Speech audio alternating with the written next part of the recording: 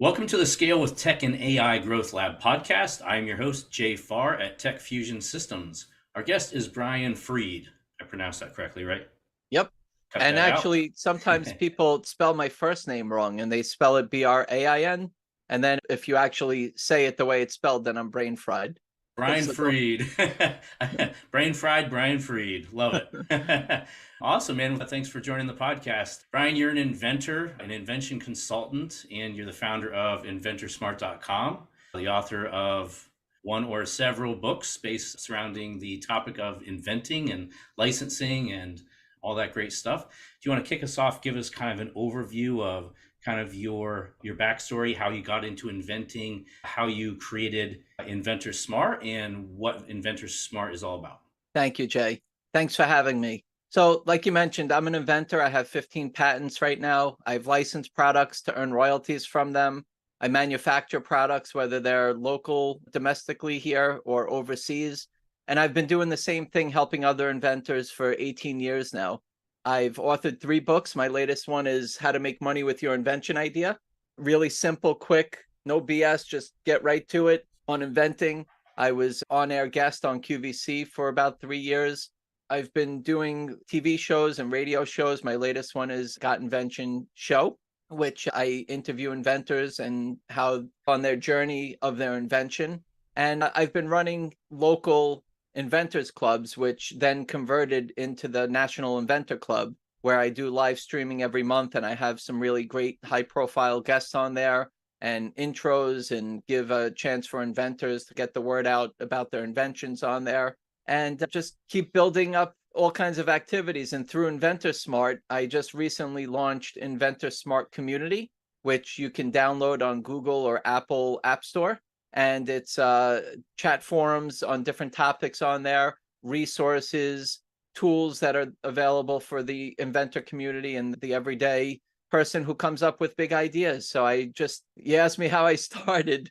It was, look, you don't realize it, Jay, but probably everybody at some point or another has come up with an invention. And I think I grew up as somebody, a kid who was just always curious and wanted to know how things were made and done. And as I grew up and started to get involved with different experiences, I started to realize that there's things that annoy me that I see people I do. noticed those things too. And sometimes you figure out a way to make them easier for yourself and for other people. And those are the people that kind of stop and figure out if they have something or not that they can commercialize. Yeah, that's interesting. Just by going through life and being observant of things that kind of jump out to you, you find opportunities to make things better, and that can turn into an idea, which can turn into an invention. And I know you hear a lot of people say that I got this great idea for such and such, but I think that most of those people don't know what to do with that idea, and that's where you It's come in. true. A lot of times, Jay, people come up with an idea and they get this feeling in their stomach and their emotions. Oh my goodness, I just came up with this great idea. I'm going to be a gazillionaire. There's going to be so much that I can do with this and it'll change my life. And what I need to do sometimes is put people into perspective of figuring out, is this something that you can call your own? Is this something that you're going to be able to make money with? And if it is, what you need to do first, second, third, fourth, fifth, and figure out what to do. And let's go back to where you are and then help you to get to where you want to go. But every product and person is different. And that's the thing, is you got to figure out and understand the person and the product. And over the years of doing this, I've gotten intuitive to see things of where they could be. And that's by listening to people be very successful, making big mistakes, and just being able to help people to make better decisions is what I do on a daily basis. Yeah, that's really interesting. So the easiest place for people, or the easiest way for people to get more information about inventing and about how to turn their invention into something that can actually make money is joining your community, getting the app, right? Which is Inventor Smart Community. Is that the name of the app? Inventor Smart Community. Yep, it's a free trial to start with, and then there's a premium membership, $99 for the year or $9.99 for the month. Gotcha. And So free yeah, trial. Okay, cool. yeah, and it's just a great way to keep in touch with people, collaborate, network.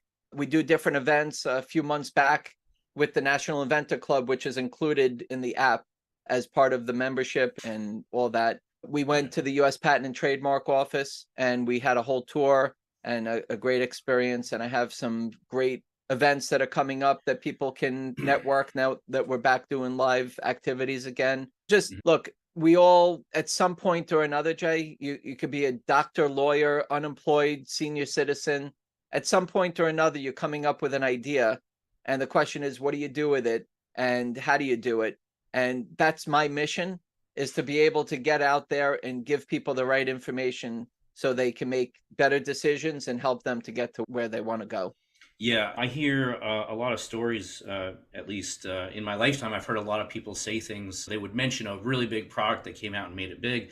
And I would hear a person say, I had an idea to build that so many years ago, but I didn't do anything about it. So nowadays, you can get your app. It's a free trial, less than $10 a month, and they can start that process. Now, what does someone do if they want to contact you or someone on your team and really get serious about finding out if they really have a viable, is this a really good idea, or is it just in my head? Can we make money with this, or am I just full of baloney? What do people do at that point if they really want to get serious about it and see if they have something worth pursuing? I do speak to people. They schedule time with me and I help them to figure out how I can help them. And a lot of times I'll go through the idea with them. And like I said earlier, Jay, sometimes I help them to figure out that they should stop and wait for their next idea. And that's okay too. I'm not just going to tell you everything's great and wonderful. I'm going to help you to realize it. And it's not just based on my opinion or how I feel. I'm going to show you the reasons why. I do these sessions with people. I sign a non-disclosure agreement. I meet you on video so I can see you face to face on there on Zoom or whatever. And I'm helping people all over the world to figure out what they should do with their ideas. So I like to do the sessions because I understand where they're coming from as an inventor and to help them through and navigate what they should do. And like I said, maybe what they shouldn't do. Yeah, you have the resources. You have the book. You have plenty of information. I have videos. You can go to inventingtips.com or you can go onto my YouTube channel, which is the Inventor Coach, and you can watch videos. I've done different presentations to be able to absorb and get as much information as you can from the basics. But at the end of the day, every product and person, like I said earlier, has a different journey. So I like to learn about the product, or the idea, learn about them, and then figure out what might be in their best interest to the best that I can. And that's how I work with people. And yeah, and then you have the app, the community, and the National Inventor Club, and just I do what I can to get the right information out to people. Yeah, and I just want everyone to know, if you go to inventorsmart.com, your YouTube link, the links to your Inventor show, links to everything are right on the website. So it's easy to access, easy to find, and obviously the app. So it's interesting that you say that because, like, I know for me personally, I create a lot of things, a lot of software, a lot of apps, a lot of things like that, a lot of special solutions for problems that I run into in my industry.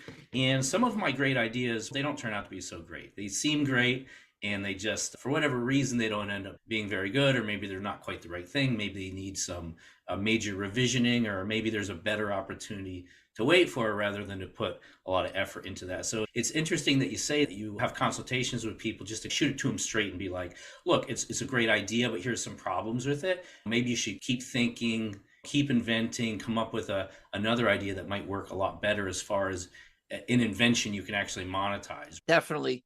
And look, once you start that, I have an idea, I'm going to work on it. Maybe I hit the brick wall and I'll wait for my next one. But look, like you just said, you keep coming up with new ideas all the time. So if it's not that one, it's the next one. But the most important thing, I think, Jay, is to get into the groove of being aware and capturing that idea. Because a lot of people, like you said, hey, I saw that. I woulda, coulda, shoulda, and Yeah. this and that and all that. But if you have that and you're stopping in your tracks and you have a plan of when you do come up with an idea, going through the steps and figuring out the path, especially in the beginning. You know what, Jay? There's so many people that I talk to that they start their idea and they skip to step 6 or 7, and they're putting their time, money, energy, effort into it, and they didn't go back to even the simple part. You're talking about apps, but let's say if it's a product, it might not necessarily be in the market today, but it doesn't mean that it's necessarily patentable. And that's what you want to do, is at least do a patent search with a patentability opinion so they can compare what you have to what already exists and see if it's something that you can call your own. Mhm. Because wouldn't it suck if you were all the way here, you spent that money and your time and all that, and you're working on somebody else's intellectual property? Either you're infringing on it or it's not patentable. And if you make it and start selling it and it's doing well, maybe I could do the same thing. I have every right to if you're not patented, if you're not protected. So that's what I like to do, is put people in the position. If you have a chance to get intellectual property protection, then in my opinion, it's good to. This Mhm. way you can put people on notice that you have the rights to it, and then it gives you some more options. So sometimes, Jay, people will decide to manufacture their product and start their own business and maybe Mhm. build a brand out of it. And other people might be either too busy on a shoestring budget, but maybe they have some intellectual property like a patent or patent pending, and they might want to license it to earn royalties. And that means taking your idea and bringing it to a company that's in the market of what they are inventing. And you ask them if they'd be interested in manufacturing and distributing and you earning a royalty from it. So I go through that and help people to figure out that direction. And sometimes I act as a licensing agent where I can secure a deal and speak to companies on their behalf. But it's Right. got to make sense. It's got to be an A product. It's got to be enough to do good volume. Otherwise, it's not going to be worth it for them or for you. So that's Right. why sometimes it works out, and sometimes some people don't realize that it's not that complicated to manufacture. I guess when you're doing things over and over again, things become easier. But once you understand that things might not cost, the perception or perspective of what things might cost might be a little different than what you're thinking. Mhm. And I've gotten a chance to put a lot of people into business for themselves, manufacturing their product. So sometimes it does make sense for someone to manufacture their own invention. Sometimes it makes sense to offshore it somehow. Sometimes it makes sense to license it to another company. And what kind of a role do you take part in? If someone comes to you with an invention, obviously you could consult with them and help them decide and understand what that market looks like, because you've been doing this for so long. You're well connected in the inventor licensing space, the patent space, obviously. What kind of resources do you have to take someone from I got this great idea to connecting them with the right people? Once I learn about you, your invention, figure out if it makes sense to go to the next steps, then I have different resources to put you through at this point. Once I understand it, I kind of place people with people and be able to help them. So you might need an industrial designer rather than a industrial engineer or an electrical engineer. You might need a patent attorney or a patent agent, which a patent attorney went to law school and they can litigate, they can represent you in court. Do you need somebody like that? Or do you might be maybe a little bit more limited on funds and you might want to hire a patent agent, which most of the time patent attorneys hire, and that's a little less expensive. They can communicate to the patent office on your behalf and it could be a little bit less. So that's what I do, is I learn about you, and some people money's no obstacle for them and others are on a shoestring budget, and kind of place people and how things should go. And I always look at people, no matter if they do have tons of funds or they're limited, I always try to do things on a shoestring budget. Why not?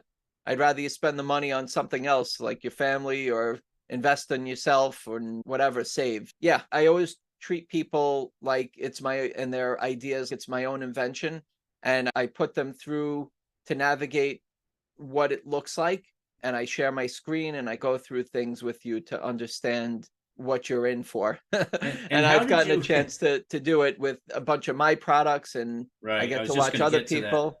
Yeah, it's Yeah. fun. So you started out with your did you start out with your own inventions before you were in the consulting space for other inventors? I had invented several products and I've had some levels of success with them. And once I guess you start to get into that zone, people go, "Hey, if you did it for yourself, how can you help me?" And I started to do that quite a bit and realized my wife's, it's almost 12 o'clock at night. Why don't you? And I'm like, I think there's enough people here to really make this into a business where I'm helping people. And I don't really look at it that way. That's the last thing I do, is look at what I charge and what that kind of thing. For me, it's I want to see you get to market, or I want to see you wait for your next idea. And if it's Right. the last time that I have a phone call with you and that one particularly hit a brick wall, I'm okay with it. I'd rather that you Yeah. keep the money and time and effort and energy, like I said earlier, to something else that's more productive and more makes sense for you. Yeah, I think that's such a good philosophy that you have. And I totally agree. I would rather just always be completely transparent with a potential client and not make any money because there's so much money to be made anyway. There's no reason to be disingenuous with people. And I really believe that. And I also believe that if that's what you put out into the universe, it always comes back to you. That's really, I think that's a great thing because I've heard some stories about not your brand, obviously, but some other inventor help services taking anything and everything, and just everybody who calls and submits their ideas tell them, oh, this is great, we're going to help get you a patent, and just sell them whatever kind of package service they have canned together. Have you heard of things like that in your industry? Do you think that's prevalent anymore? I think that's in any industry, Jay. Look, I don't know if you're a homeowner or not, but look, if you want to do construction in your house, somebody comes over and tells you how amazing your house is going to look when they're done with it. You get emotional, right? There's an emotional feeling. And how many times do you want to go over that with somebody else when they just told you how great and wonderful it is? So for me, I think whether it's for myself or anybody that's doing anything, it's always good to get references, get referrals and ask and do your research and do your due diligence. Just because you tell somebody your idea doesn't mean that you're obligated or committed to them. And that's the same thing in anything that you do. But sometimes our emotions take over and we make decisions from our emotions rather than from the business side of things. And that's where I think people get caught. But look, if Yeah. people are in business, they're entitled to be in business. They can do business the way that they want. It's up to you to make that decision and your due diligence and research. Yeah, that's fair enough.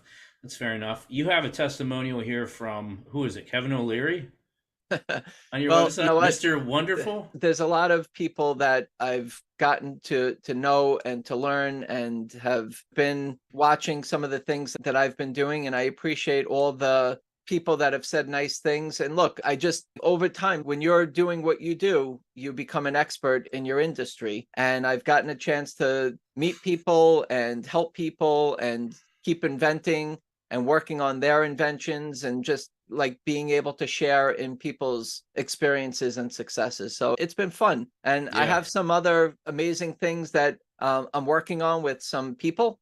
And I can't wait for as this continues to grow. I just launched this Inventor Smart community and I have hundreds of people in there already. National Inventor Club. I live stream every month and I have thousands of people that watch and I'm just excited. I keep inventing new things like the app. To me, people are like, hey Brian, what's your latest invention? I'm like, I have this one Yeah. product here, but I guess my app is my latest invention. Yeah. Oh, You that's know, amazing. I love that you're doing this because think of all the inventions that have made the world a better place. And you're empowering other people at large who have ideas and who have potential inventions who are going to do even more of that. That's really cool. And you got a well networked a list of people that you've looks like you bump elbows with here. So you, how long have you been in the inventor space? I think I've been inventing for over 20 years now. So Yeah. I've really been able to get the message out to people and I want to continue to get the message out. That's why I appreciate you having me on your show here. And just this past weekend, I was at Alibaba.com. They had a co-create event, the first time that they did something like this. And I got a chance to be a guest speaker on inventing when you do come up with an invention to be able to use their platform, which I've used and helped a lot of people to use to find a manufacturer overseas and compare the opportunity there versus domestically. So Mhm. just keep doing the as much as I can to get the right information out to people. Yeah, that's awesome. So, what was your first invention? I guess Well, two questions. What was your yeah, first invention?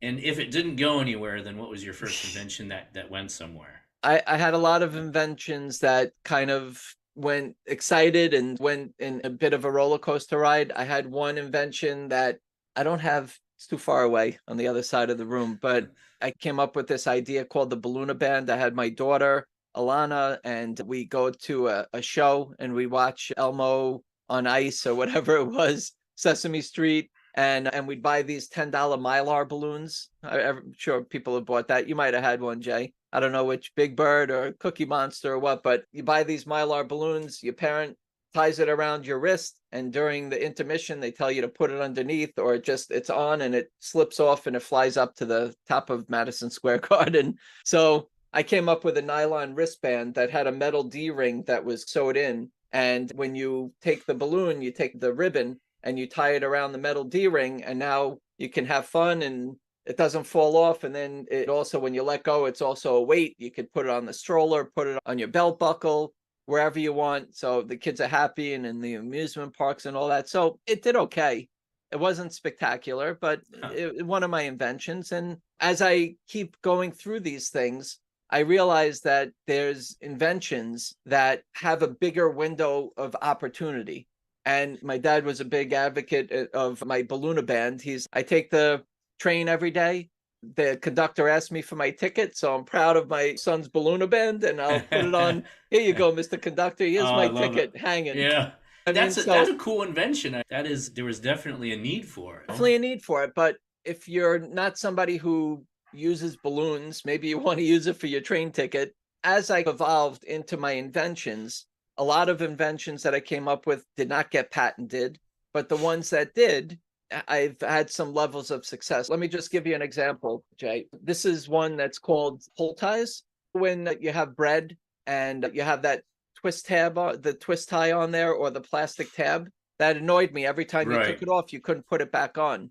So I'm like, I need some kind of replacement. I know there's chip clips out there and stuff, but I need something for my bread. And then I was like, let me think about that. Then as I was thinking about it, my cereal boxes were left open with the bag inside. In the pantry, there's bags open. In the freezer, there's freezer bags that get freezer burned. So I'm like, need something. I know these chip clips and all that, but there's not really much out there. These twist ties, they're poking me. I don't know which way to turn them. The tabs, most of the time they broke off. So I came up with this product called pull ties. And if you take a look at it, originally I came up with it from a drawer lock that I had for my daughter that I was going to put on a drawer, this part. And then this was on my sweatpants that I was wearing with the string. So I put them together, I drew it, and then I had an industrial designer make me a CAD file. And then I made a 3D print out of it, and there came pull ties. So what it is, you take any plastic bag, cereal bag, freezer bag, and you put it through the loop, and you push the button, you pull it up, and it seals it tight. It's perfect. So the point I was going to make is, that Balloonaband was interesting, but it's used for bread. And I would go on QVC, bread, cereal, freezer, pantry, boom. How many people have a kitchen? Winner. So that's why I sold quite a bit of these. And then this is one of my latest ones, Jay. A lot of people have paper towel rolls on a stand. Usually when your hands are wet or dirty, right? Your hands are wet or dirty, you're going to put your hand on the top to pull the sheet off. And during COVID, it was so hard to get paper towel rolls. So I was cherishing everything that I had at that time, because it was like, I didn't feel like going to Costco every second to try to like hustle towel rolls or toilet paper. So I started to ask my friends and family to take pictures of the top of their paper towel roll. And it was disgusting. I saw tomato sauce, dirt, wet hands that were dried up, shriveled up the top of the paper towel roll. And I just came up with this product, simple. It's called the paper towel topper. You put it into any paper towel roll, the inner tube. And now when your hands are wet or dirty, you put it up on top, you pull the sheet off, and it stays clean and dry. Yeah, that's awesome. I've never seen one. And you'd have to buy two then, right? Because you got to put one in the dishwasher. You don't have to. You could just wipe it off after you clean your hands off. I see a lot of people just wiping it off. But if it stays dirty, then wait till the roll is done or and just go to the next one. But at least you could see, like this one, I just took from upstairs. And if I didn't have this on, all this schmutz, if you know what that means, would be on top of the paper towel roll. Yeah, so that's awesome. That thing is selling pretty well on my personal website and my Amazon, and just all fun stuff. I've had products as simple as a snack container that I thought would be cool because I didn't like people scooping their hands in potato chips and different snacks and all that. So I came up with something that replicated a scoop, and then you could eat from it. And then I thought it would look cool to have a face on it. And then I licensed it. So I had Elmo, Cookie Monster, all the Teenage Mutant Ninja Turtles. the way that licensing deal would work is that every time one of these would sell, my manufacturer would have to pay me for my design and pay Sesame Street or Nickelodeon a royalty every time one of them sold. So that's Right. brand property licensing. I had product licensing mine, but they had the brand that they had to pay for every Right. time somebody bought Elmo or Cookie Monster. So yeah, That's mate, awesome. So those are thank two you. good examples of, I guess, going to market, right? Like some of your inventions you were selling on Amazon, plus you have your own online store. So that's one avenue, and then you licensed that one to another company. How do you basically go those two avenues? Like, what's the basic process for someone? Like, if you're going to It's go all one of those, like each of those scenarios, if someone wanted to sell their own thing, like how do you get it out there? Do your online store, put on Amazon? Like, how do you get it out there? Yeah, these days it's easy to manufacture and be able to put a store up on Amazon, Walmart.com, Etsy, eBay. Maybe you find some niche stores that are relative to or related to your industry that you came up with. But yeah, for me, it's timing and time that I have and just opportunity. I could try to license an invention, and if nobody really is interested in it, whether it's timing, they have enough in their pipeline already, maybe they are going bankrupt and I don't know it. Maybe they don't think that they're going to sell enough, and that's okay. So I can try to license an invention first. If it doesn't work out that way, I would consider manufacturing it myself, like I did with my paper towel topper. Mm, So it's again, it's the person, the time, the money, commitment. Those are the type of things that I help to make decisions for with people, but right. also for myself. I have some other fun stuff. And look, I have this product that's called, maybe I won't, I'll start off with what it is. So I had no room left in my fridge one night for my leftovers. And I opened up the fridge and there was the carton of eggs and it had one egg left in it. And I'm like, ridiculous. All this space for one egg. And I know some people have that thing on the side, I don't egg think they tray have and all those that. anymore. I never Yeah, see but them anymore. most of the people don't. So what I did was I came up with this collapsible egg tray. Oh, So wow. you put your eggs in, and as you take them out, you push it back, you push it back, you push it back until there's that much Okay, space I left. need one of those. Where do I get that It's at? called extra space. It's a collapsible Extra egg tray. space. But that's the thing, Jay. And the point I was going to make, it's on Amazon. The thing that I was going to make is the point is that, look, not everybody knows about this. So Mm, when you're coming up with an invention, you could throw it up on Amazon. That's great. But how are people going to know that there's a paper towel right. topper or collapsible egg tray? So you have to find like relevant products or similar products that people can come up. You have to advertise. Hmm. So do you have enough margin in there to be able to amortize the cost of your advertising to still make a profit? I Right. know a lot of people that love and are so happy with their sales, but they're spending more money on advertising than what they're bringing in. Yeah. That feels great, but that's not going to do anything. So you have to find that sweet spot and balance of Mm. what you're doing. Yeah, we deal with that a lot. And small margins is a lot of risk because if the market turns in, then you're in trouble. Yeah, it's not the best way to go. So, yeah, you have to be careful about that for sure. Yeah. But you know Yeah. what else also, Jay? A lot of people that I talk to, they, again, the people at all different stages, they tell me, yeah, this product cost me $5 to make and I'm going to sell it for $7. So Hmm. you're telling me you're putting $5 in to make two? And what about the operations, paying yourself, advertising, all that? Hmm. You got to be, and so how long you think that business is going to last? So sometimes you just have to figure out is what people are going to pay the same amount as what it's going to cost you for manufacturing. And You I know what mean, I that's pretty easy math, but it's something that most people don't understand. Even a lot of business owners I talk to don't understand their numbers very well and their KPIs and their margins and that sort of thing. And so if someone has an idea for an invention and they want to check with someone like you, that math all too well and what the ratios should be in order to make it profitable and to be successful. So that would be another really great service to get from you just to get those questions answered so you're not flying blind. Thank you, Jay. Again, every product and person has a different journey and just way of figuring out what they should do and what they shouldn't do. Yeah, it's important to figure out, is it something you want to manufacture? Is it something you want to license to earn royalties? Do you want to build a business? Do you Mhm. have the time? Do you have the money? Is this going to sell enough? How many of the Mhm. same things are already out there that Yeah. are that you're going to be competing against? Right. Is there a bigger window of opportunity for you to figure out? Sometimes people come to me with an idea and they have this whole thing that they came up with, and it's just a simple addition to something. So instead of doing this whole thing with the addition, why don't you just take the addition so I don't have to buy the whole thing? Mhm. Right? So now you can take that and you can put it on anything that somebody has already rather than this whole thing. So I think it's just anybody I think else, that just takes a lot of the right. confusion out of it too. If I'm at that place and I have an invention and I think it's something that could really go somewhere, talking to someone like you with the experience can explain to me like, here's, the different avenues that you could potentially go. Here's the things to watch out for. Here's the pros and cons between going and marketing and selling yourself, manufacturing yourself, offshoring it, selling the licensing, the different costs and timelines involved in each of those different options. So Definitely. yeah, definitely see the value in that. Here's a good question, but it's funny because I can answer part of it. What major trends or changes do you see coming in the invention industry? Inventions going to market. Do you see an upward shooting trend of more inventions and more creativity and more products coming out? Obviously, you're a big part of that, so you must see that because that's basically what you're doing is you're getting the word out there to people that have ideas that this could be an invention. Here's the information you need to understand to maximize your chances of success. Obviously, you have your services and connecting people and educating them. But in general, what do you think about the marketplace of inventors and them coming to market with more innovative, creative products?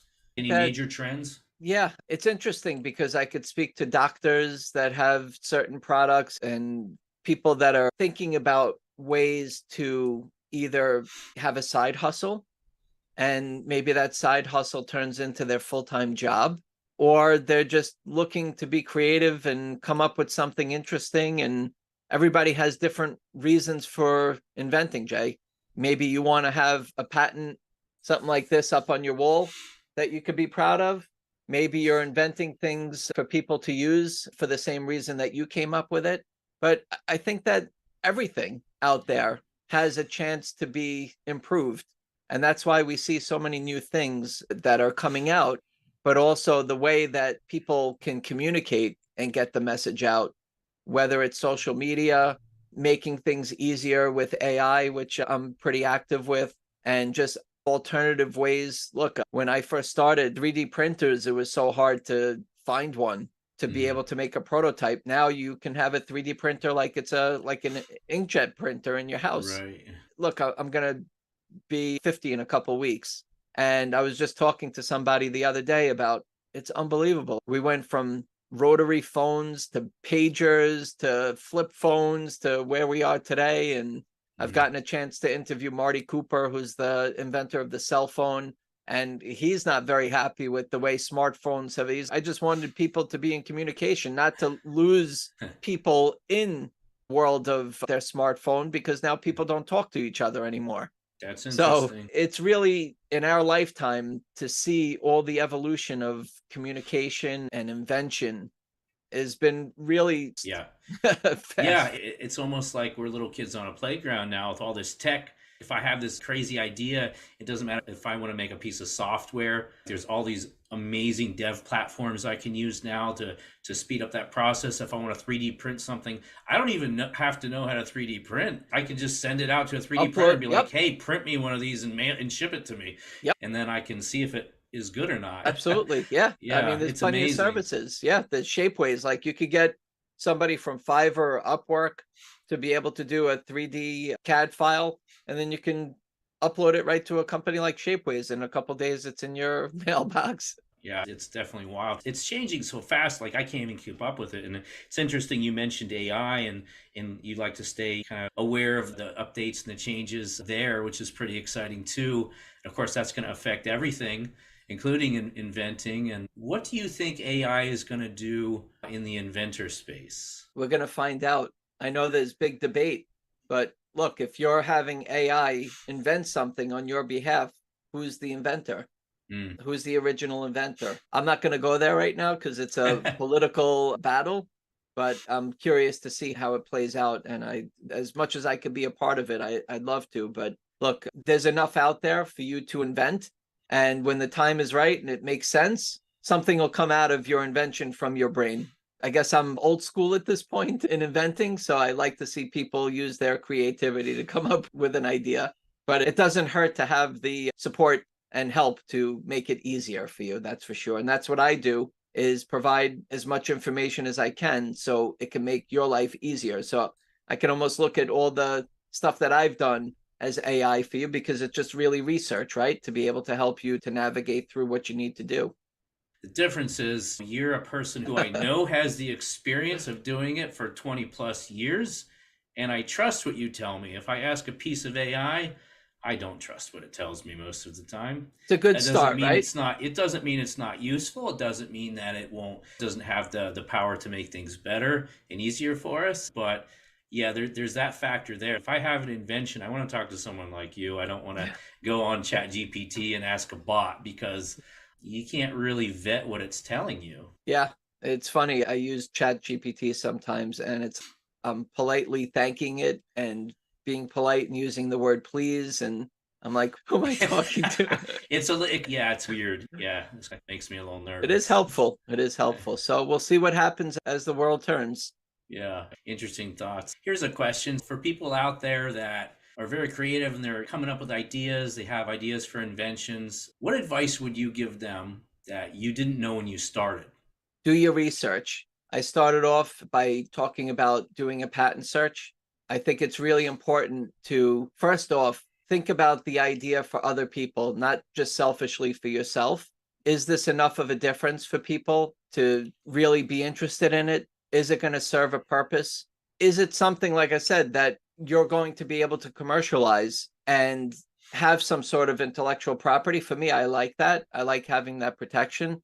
So I think people just need to start off with being real with their idea and searching with your eyes open, whether it's online and putting in descriptive search terms and clicking on images of the search to visually look and see if the thing that you're thinking about is Mhm. out there, because a lot Yeah. of people just run away from it. And look, Mhm. we talked about the emotional side and the business side. Yeah, it's emotional and exciting, but is it yours? So Right. that's how I started off, just running 1,000 miles at it, just going all the way, and then going, wait a second, I just invented somebody else's invention. Right. Right. And Yeah. I go back and then just start and just, okay, if I continued, then I'm going to be infringing. Or is it already over 20 years old because it's a patent that expires, right? A utility patent expires after 20 years. A design patent is ornamental, and that expires in 15 years from the time Mhm. that you filed. So now you have to figure out, if you're going to make it and it's expired, then somebody else can make it too. So are Right. you going to build a brand, maybe a trademark you have with it, that's going to really get the word out that you're the one? But there Mhm. could be other ones that come out. Like, you've seen the Snuggie. The Snuggie was a Yeah. blanket with sleeves that somebody invented many years ago. A marketing company said, I think it would be really cool to have a blanket with sleeves, and let's call it the Snuggie. It's such a cute Yeah, name. I forget the kid's name, and I call him a kid because he was a serial entrepreneur at the time. He was just kept failing and kept trying, and I forget his name. He's all over YouTube, but he Thomas was Edison? No, I'm only kidding. no, not Thomas. Okay, No, I that forget sounds his like name, him. but I think he's generated about $500 million from the Snuggie, from his online Well, store, and look, after the Snuggie, there's the Slanket and a million other versions, because it's something that is a generic product that people can put a good name on and market. right. So look, that's the thing, is do your research, do your due diligence, be real, get some advice, follow your business sense rather than your emotional sense. And I think you'll be on your way to commercializing the invention, whether it's licensing to earn royalties or manufacture, or just realizing that you stop and wait for your next idea. If you're in that mindset, if you're in that zone, if it's not this one, you'll find the next one. Yeah, I love that advice too. If this one isn't the one, that's okay. Keep thinking, keep dreaming, keep noticing things as you go throughout your life. There's opportunities everywhere. And if the product already exists, which happens to me sometimes, or maybe it doesn't exist, but there's something similar that's still satisfying that need in the marketplace. And I'm like, they did it a different way. That need's already satisfied pretty much. So I don't really want to compete with that. So I'll wait Yep. for my next idea. Yeah, I love Just be that. real. Just be I, real. I love that. And so the best thing to do go to inventorsmart.com. Check you out on your YouTube channel. Check out the Inventor Show, which is, there's a link right on your website, inventorsmart.com. Get the app, which is also on your website, Inventor Smart Community, both on Apple and Android. My personal website, I'm proud of. I keep updated in my What's New section. So you see the different activities that I've been involved with, as recent as the Alibaba.com trade show or the Co-Create event. Is that on your So YouTube? I'd like to see that. I'd like to I watch think that. so. If you go to brianfried.com, again, BrianFried.com, and you can find the links to my websites and the YouTube channels and different events that I've been a part of. Awesome. So Brian fun. Fried, Inventor Smart. Brian, thanks so much for being here. It was great having you on the show. Thank you, Jay. I appreciate it, and thank you to all the listeners and the viewers that are watching, and just keep the ideas flowing, work on the ones that make sense, and hopefully you will keep your dreams coming true with what you have and make some money with it. That's the way that we do things. Fantastic. Thanks again.